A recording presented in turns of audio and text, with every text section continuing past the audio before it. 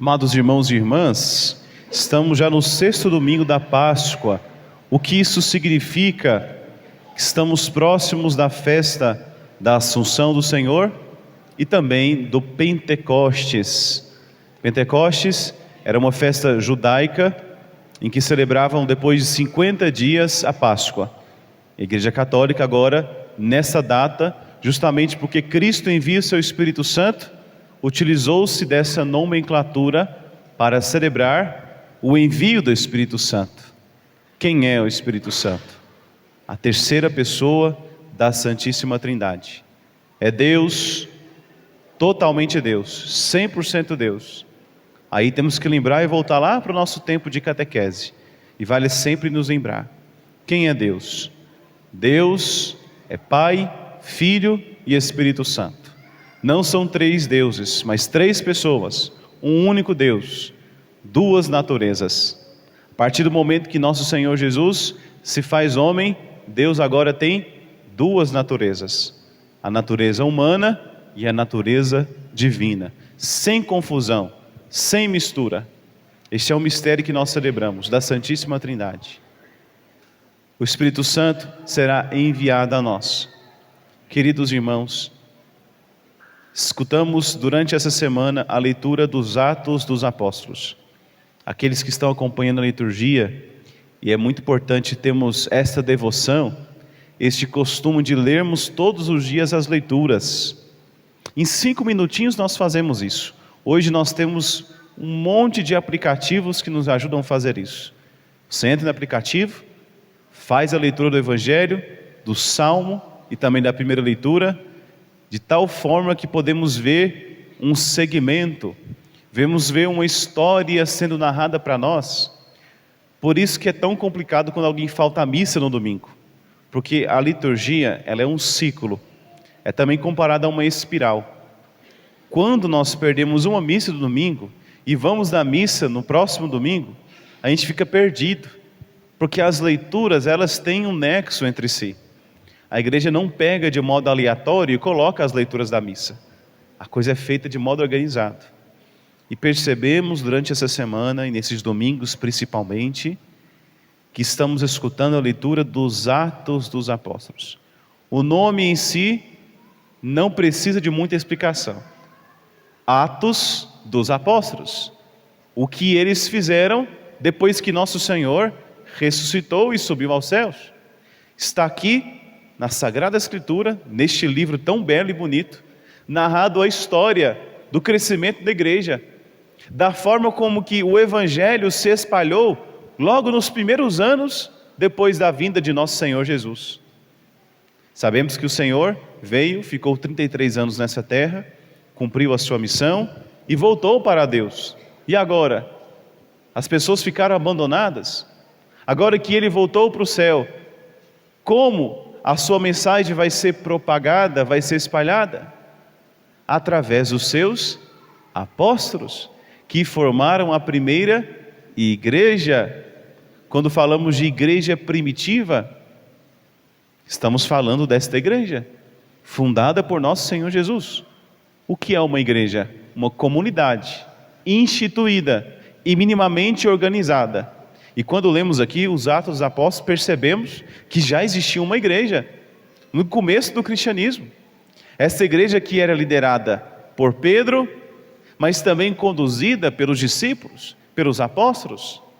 E o mais grande entre eles, lembramos, claro, São Paulo, que escreveu a maioria do Novo Testamento, as suas cartas, que até hoje para nós contém grandes ensinamentos que guiam toda a nossa vida.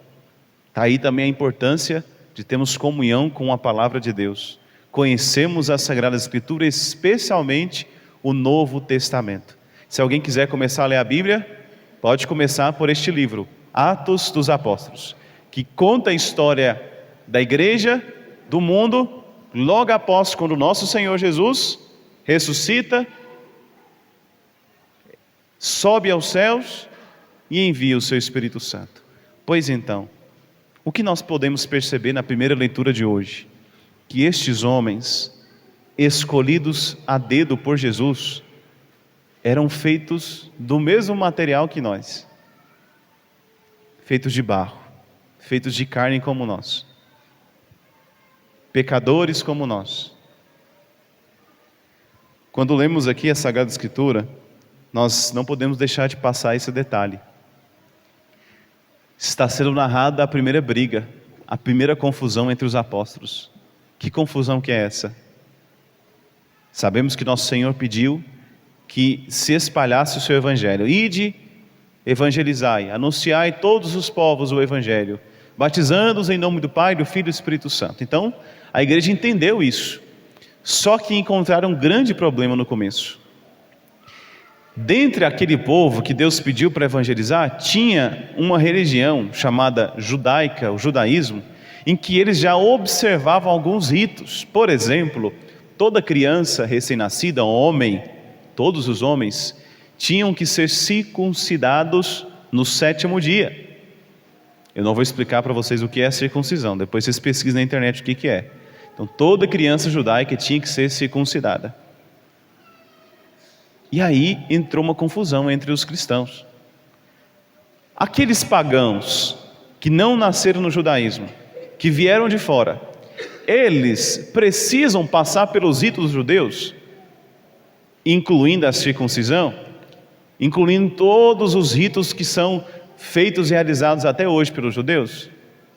Começou uma confusão, porque uma galera queria que os pagãos, antes de serem batizados na igreja, antes de receberem um anúncio do evangelho, precisariam passar pelos ritos judaicos.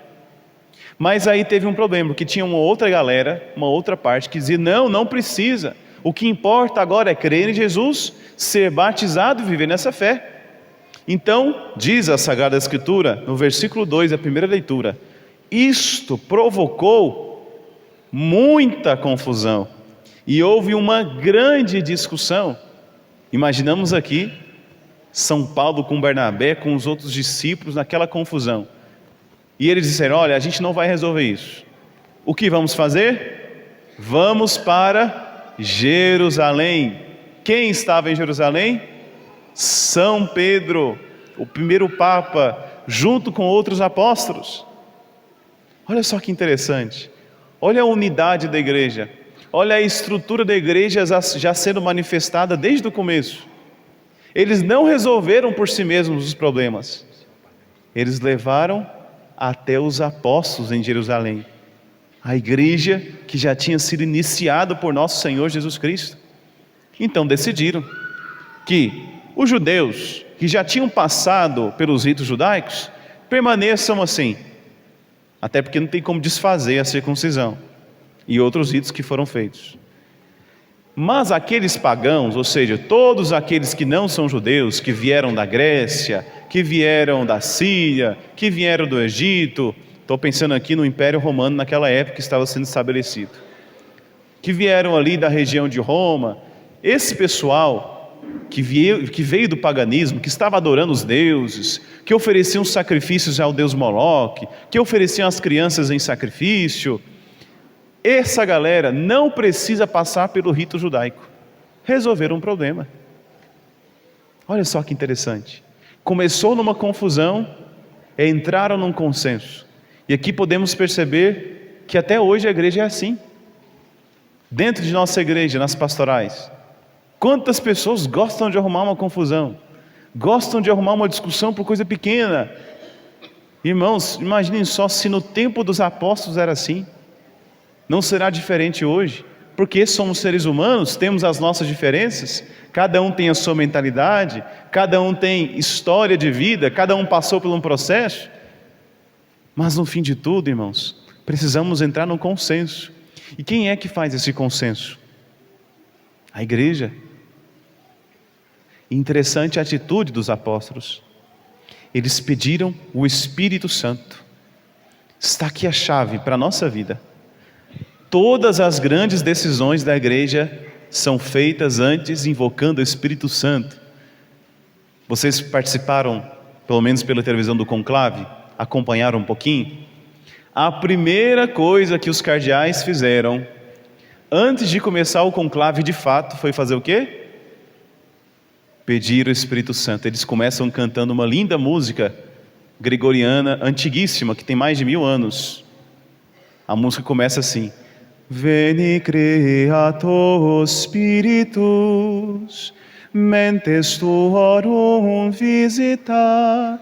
Que em português é: vem Santo Espírito, as nossas mentes visitai. É uma oração linda que tem, depois pesquisa na internet. Veni Creator. Uma oração antiga, uma canção antiga, que os cardeais cantam para que o Espírito Santo ilumine eles, para que eles tomem a decisão segundo a vontade de Deus. E de fato, elegeram o Papa Leão XIV, que nós cremos e acreditamos que foi de fato escolhido pelos cardeais. A escolha foi dos cardeais. E aqui tem uma grande confusão, a gente pensa, né? Quem escolhe o Papa? A gente pensa, Deus, né?